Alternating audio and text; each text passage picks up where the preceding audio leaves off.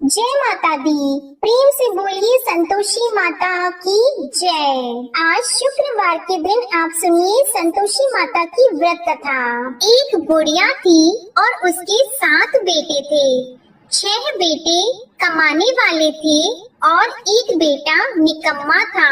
बुढ़िया माँ 6 पुत्रों की रसोई बनाती, भोजन कराती और पीछे से जो कुछ बचता वो 7वें पुत्र को दे देती। परंतु वह बड़ा भोला भाला था, मन में कुछ विचार नहीं करता था। एक दिन वह अपनी बहू से बोला, देखो मेरी माता का मुझ पर कितना प्रेम है। वह बोली, क्यों नहीं, सबका झूठा बचा हुआ तुमको खिलाती है। वह बोला, ऐसा भी हो सकता है क्या? मैं जब तक आँखों से न देखूं मान नहीं सकता। बहू ने हंसकर कहा, देख लोगी तब तो मानोगी। कुछ दिन बाद बड़ा त्योहार आया। घर में 7 प्रकार के भोजन और चूरमा के लड्डू बने। वह जांचने को सर के दर्द का बहाना कर पतला कपड़ा सिर पर ओढ़कर रसोई घर में सो गया और कपड़े में से सब देखता रहा। 6 भाई भोजन करने आए। उसने देखा माँ ने उनके लिए सुंदर सुंदर आसन बिछाए, 7 प्रकार की रसोई परोसी। वह आग्रह करके जिमाती रही, वह देखता रहा। 6 भाई भोजन कर उठे तब माँ ने उनकी झूठी थालियों में से लड्डुओं के टुकड़ों को उठाया और एक लड्डू बनाया। झूठन साफ करके बुढ़िया माँ ने पुकारा, उठ बेटा, 6 भाई भोजन कर गए, अब तू ही बेटा बाकी है, उठ और तू कब खाएगा? वह कहने लगा, माँ मुझे भोजन नहीं करना, मैं परदेश जा रहा हूँ। माता ने कहा, कल जाता तो आज ही जा।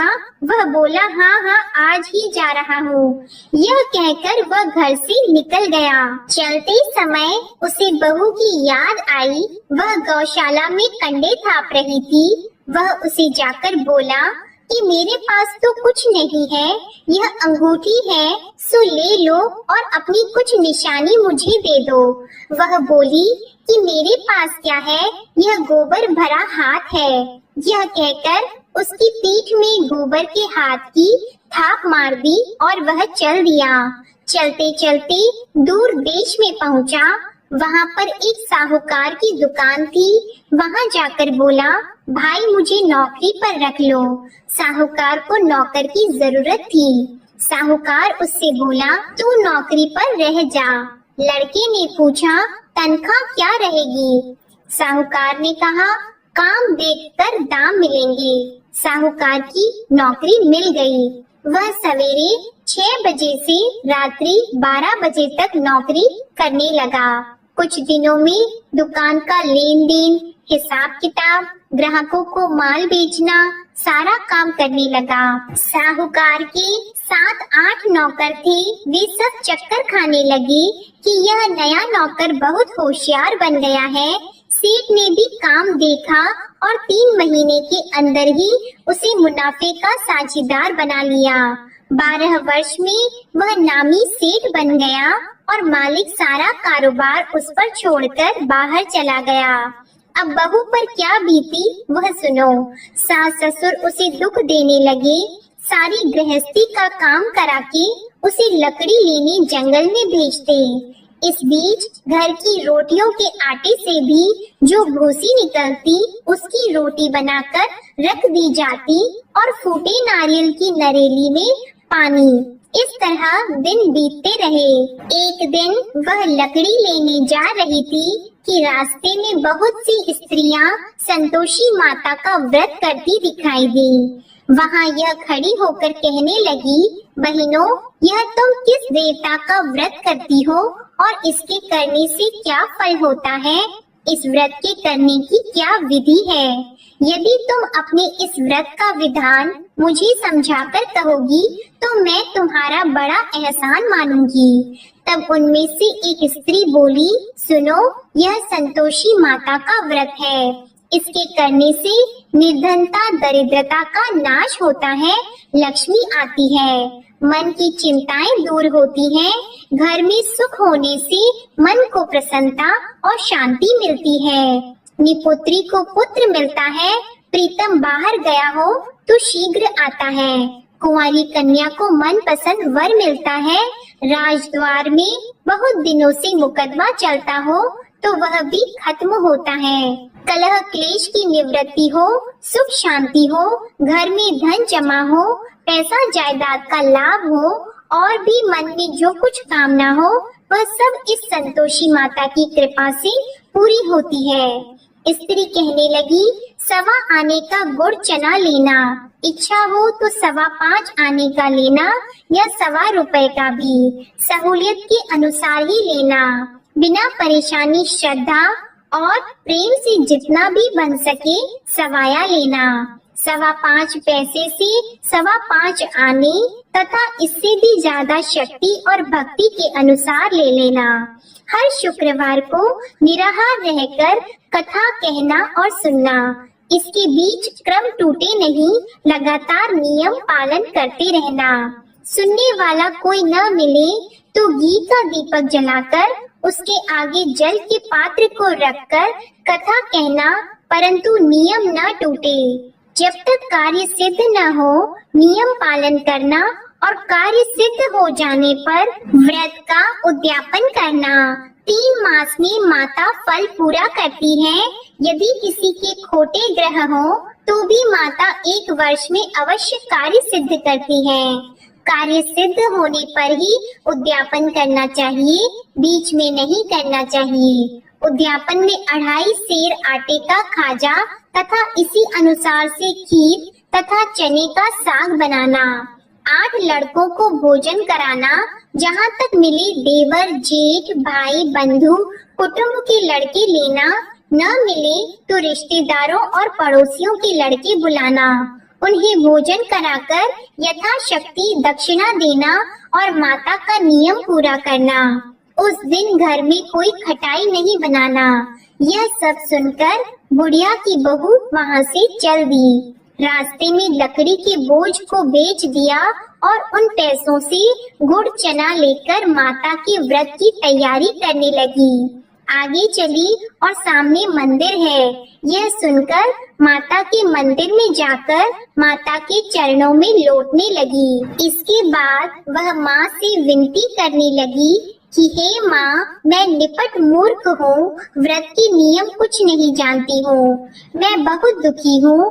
हे माता जग जननी, मेरा दुख दूर करो, मैं आपकी शरण में हूँ। माता को दया आई। एक शुक्रवार बीता कि दूसरे शुक्रवार को ही इसके पति का पत्र आया और तीसरे को उसका भेजा हुआ पैसा भी आ पहुँचा। यह देखकर जेठानी मुंह सिकोड़ने लगी। इतने दिनों में इतना पैसा आया, इसमें क्या बढ़ाव है। लड़के ताने देने लगे कि काकी के पास अब पत्र आने लगे, रुपए आने लगा, अब तो काकी की खातिर बढ़ जाएगी, अब तो काकी बुलाने से भी नहीं बोलेगी। बेचारी सरलता से यह कहती है कि भैया पत्र आएगा, रुपए आएंगे तो हम सबके लिए अच्छा है। ऐसा कहकर आंखों में आंसू भरकर संतोषी माता के मंदिर में आकर मातेश्वरी के चरणों में गिरकर रोने लगी। माँ, मैंने तुमसे पैसा नहीं मांगा, मुझे पैसे से क्या काम है, मुझे तो अपनी सुहाग से काम है, मैं तो अपने स्वामी की दर्शन और सेवा मांगती हूँ। तब माता ने प्रसन्न होकर कहा, जा बेटी, तेरा स्वामी आएगा। यह सुनकर खुशी से वह बावली होकर घर जाकर काम करने लगी। अब संतोषी माँ विचार करने लगी, इस भोली पुत्री से मैंने कह तो दिया कि तेरा पति आएगा, पर आएगा कहाँ से? वह तो इसे स्वप्न में भी याद नहीं करता, इसे याद दिलाने तो मुझे ही जाना पड़ेगा। इस तरह माता उस बुढ़िया के बेटे के पास जाकर स्वप्न में प्रकट होकर कहने लगी, साहूकार के बेटे, सोता है या जागता है? वह कहता है, माता, सोता भी नहीं हूँ, जागता भी नहीं हूँ, बीच में ही हूँ, कहो क्या आज्ञा है? माँ कहने लगी, तेरा घर बार है या नहीं? वह बोला, मेरा सब कुछ है माता, माँ बाप भाई बहन बहू, क्या कमी है? माँ बोली, पुत्र तेरी घरवाली कष्ट उठा रही है, माँ बाप उसे दुख दे रहे हैं, वह तेरे लिए तरस रही है, तू उसकी सुध ले। वह बोला, हाँ माता, यह तो मुझे मालूम है, परंतु जाऊं कैसे? परदेश की बात है, लेन देन का कोई हिसाब नहीं, कोई जाने का रास्ता नजर नहीं आता, कैसे चला जाऊं? माँ कहने लगी, मेरी बात मान, सवेरे नहा धोकर संतोषी माता का नाम लेकर घी का दीपक जलाकर दंडवत कर दुकान पर जा बैठना। देखते देखते तेरा लेन देन चुक जाएगा, जमा माल बिक जाएगा, सांझ होते होते धन का ढेर लग जाएगा। अब तो वह सवेरे बहुत ही जल्दी उठकर मित्र बंधुओं से अपने सपने की बात कहता है। वे सब उसकी बात अनसुनी करके खिल्ली उड़ाने लगे। कहीं सपने भी सच्चे होते हैं? एक बूढ़ा बोला, देख भाई मेरी बात मान, इस तरह साच झूठ कहने के बदले देवता ने जैसा ही कहा है वैसा ही करना, तेरा क्या जाता है? अब बूढ़े की बात मानकर वह नहा धोकर संतोषी माता को दंडवत कर घी का दीपक जलाकर दुकान पर जा बैठता है। थोड़ी देर में वह क्या देखता है कि देने वाले रुपया लाए, लेने वाले हिसाब लाए। कोठे में भरे सामानों के खरीदार नगद में सौदा करने लगे। शाम तक धन का ढेर लग गया।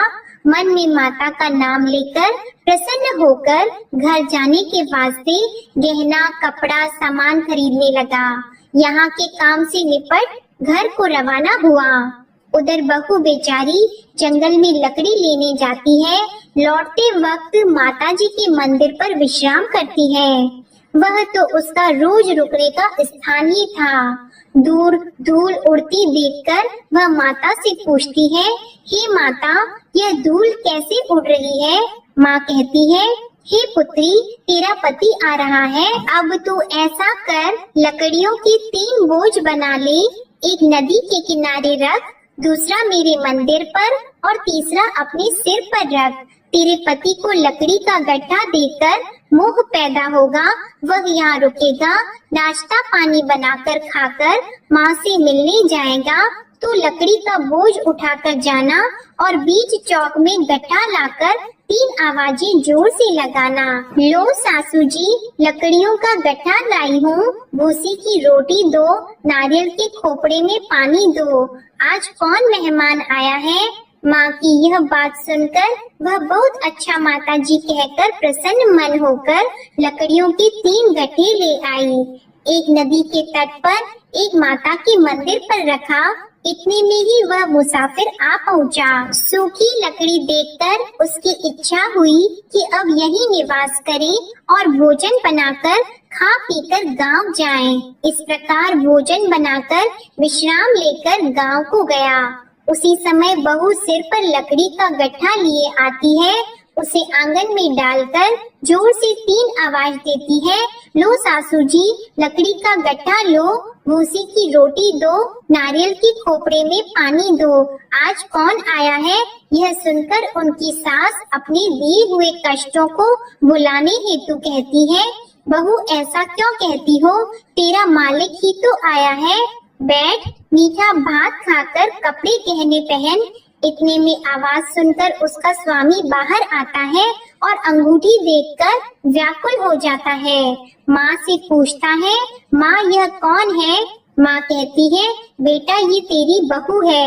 आज 12 वर्ष हो गए जब से गया है, तब से सारे गांव में जानवर की तरह भटकती फिरती है। काम काज घर का कुछ करती नहीं, 4 समय आकर खा जाती है। अब तुझे देखकर भूसी की रोटी और नारियल के खोपड़े में पानी मांगती है। वह लज्जित होकर बोला, ठीक है माँ, मैंने इसे भी देखा और तुम्हें भी। अब मुझे दूसरे घर की चाबी दो तो मैं उसमें रहूंगा। ठीक है बेटा, जैसी तेरी मर्जी। यह कहकर माँ ने चाबी का गुच्छा उसे दे दिया। उसने लेकर दूसरे कमरे को खोलकर सारा सामान जमाया और एक दिन में ही वहाँ राजा के महल जैसा ठाट बाट बन गया। अब क्या था, वह सुख भोगने लगी। इतने में अगला शुक्रवार आया। उसने अपने पति से कहा, मुझे माता का उद्यापन करना है। उसका पति बोला, बहुत अच्छा, कर लो, अपनी खुशी से यह भी कर लो।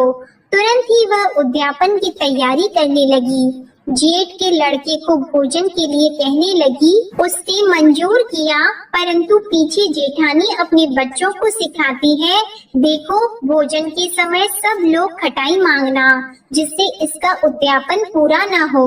लड़के खाना खाने आए, खीर पेट भरकर खाई, परंतु बात याद आते ही कहने लगे, हमें कुछ खटाई खाने को दो, खीर खाना हमें भाता नहीं, यह देखकर अरुचि होती है। बहू कहने लगी, खटाई किसी को नहीं दी जाएगी, यह तो संतोषी माता का प्रसाद है। लड़के उठकर खड़े हुए और बोले, पैसे लाओ। भोली बहू कुछ जानती नहीं थी, सो उन्हें पैसे दे दिए। लड़के उसी समय उठकर इमली लेकर खाने लगे। यह देखकर बहू पर माता ने कोप किया। राजा के दूत उसके पति को पकड़कर ले गए और जेठ जेठानी मन माने खोटे वचन कहने लगे। लूट लूट कर धन इकट्ठा कर लाया था, सो राजा के दूत उसे पकड़कर ले गए हैं। अब सब मालूम हो जाएगा जब जेल की रोटी खाएगा। बहू से यह वचन सहन नहीं हुआ। रोती रोती माता के मंदिर में गई और बोली, हे माता, तुमने यह क्या किया? हंसाकर क्यों रुलाती हो?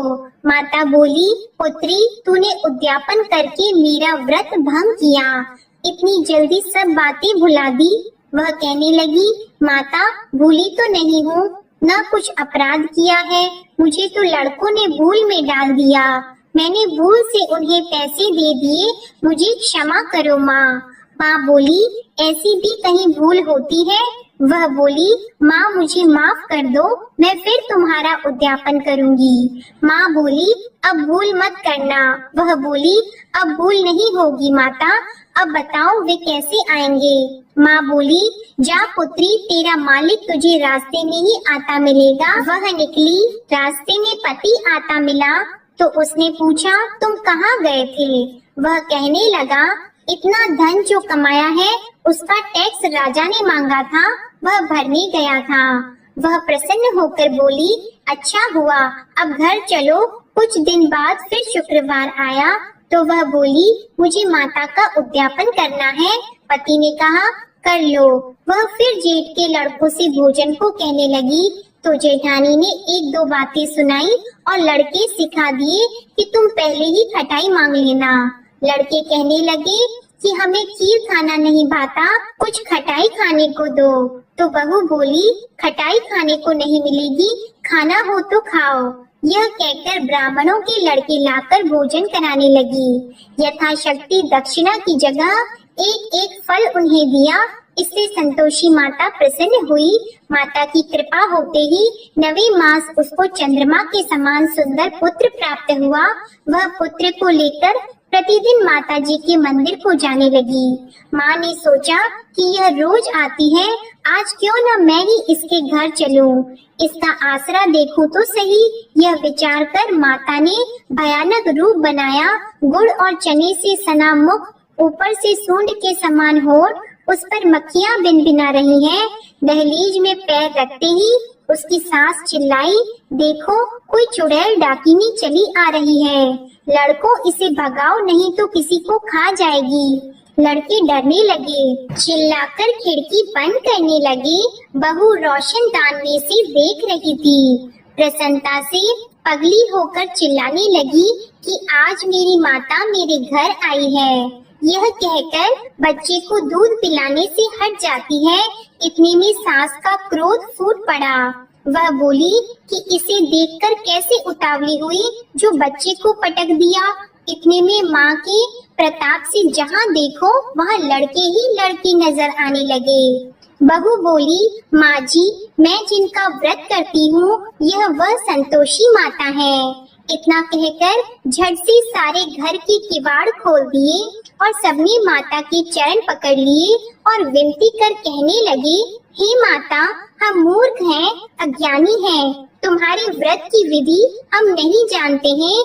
तुम्हारा व्रत भंग करके हमने बहुत बड़ा अपराध किया है। हे माता, बहू को जैसा फल दिया वैसा सबको देना।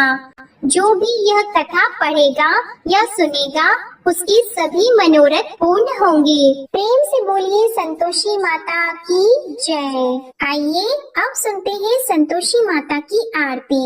जय संतोषी माता मैया, जय संतोषी माता, अपने सेवक जन की सुख संपत्ति दाता। जय संतोषी माता मैया, जय संतोषी माता, सुंदर चीर सुनहरी माँ धारण की हो, हीरा पन्ना दम की तन श्रृंगारी हो। जय संतोषी माता मैया, जय संतोषी माता, गेरू लाल छटा छवि बदन कमल सोहे, मंद हंसत करुणामय, मंद हंसत करुणामय, त्रिभुवन जन मोहे। जय संतोषी माता मैया, जय संतोषी माता, स्वर्ण सिंहासन बैठी चवर ढूरे प्यारे, धूप दीप मधुमेवा भोग धरे न्यारे।